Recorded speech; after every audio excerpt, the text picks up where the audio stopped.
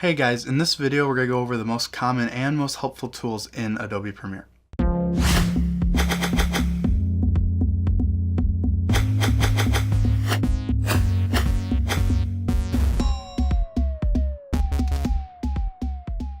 I briefly went over some of the main tools in the introduction video. This video we're going to go over some more tools that are really important to know and what their matching keyboard shortcuts are.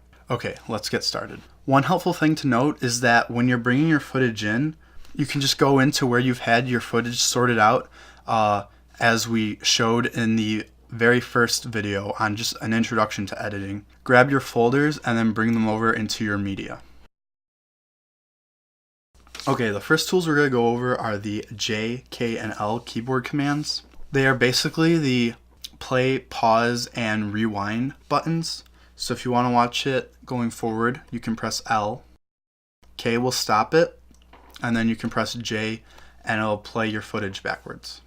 These are good when you're just playing through your footage and you just need basic play, pause, and rewind controls. The next keyboard commands that we're going to go over are the I and the O key, which stand for in and out. Basically, it's a way in different areas to mark an in point and an out point to be able to control what's in between those two especially. So in our timeline, we can mark an in and an out, and it'll give us a little area here that we have different control over. The other thing this is good for is when you bring footage into your source monitor, you can play it, mark in, mark an out, and then bring this down into your timeline, having only this part of the video be able to be moved down.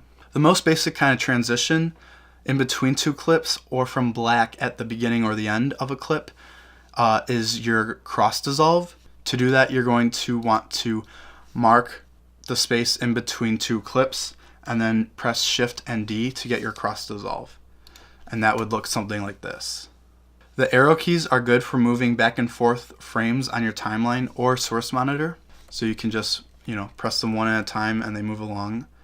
Your up arrow key will take you to the beginning of the clip, and the down arrow key will take you to the end of the clip that the playhead is currently on. This being the playhead. The spacebar is a very common button across all editing platforms, and that is just your play button to get normal playback. You have copy and paste like any other program. If you're on a Mac, it's Command C. And then wherever you move your playhead next to, it'll be Command V, and it'll place your clip there. Now, to go over the main tools again from the last video, C is your cut tool or blade, depending on what your software is called. All your softwares will have a different keyboard command. V takes you back to your arrow, and then you can select items. P is good for working on sound and other things where you need to use a pen tool to make points. Here I'll demonstrate it with changing the audio levels, and then you can bring it down if there was audio on this clip. A is your arrow select, so it'll select everything on your timeline and move it forward or backwards depending on what you do with it. Shift A will then toggle it to reverse arrow select, and it'll select everything behind that point. The last key thing I want to show you is how I've been zooming in and out of the timeline. It's the plus and the minus tool. You can move in and out using the bar at the bottom, and that'll make your timeline expand and shrink. But the important thing about editing is it's all about speed to a certain point, so it's just your mind working with the footage. So your hand's already on the keyboard, and your mouse should hopefully be like adjusting clips and doing other things. So just to be able to move in and out really quick, you can press the plus and then the minus, so you don't lose that time dragging the bottom bar in and out. So that's going to be it for this video, just going over some of the most important keyboard commands and tools and how to use them. There are a lot more tools out there. I would suggest going to Adobe Premiere's website and being able to look at what all the different tools do. That is how I learned a lot of these tools.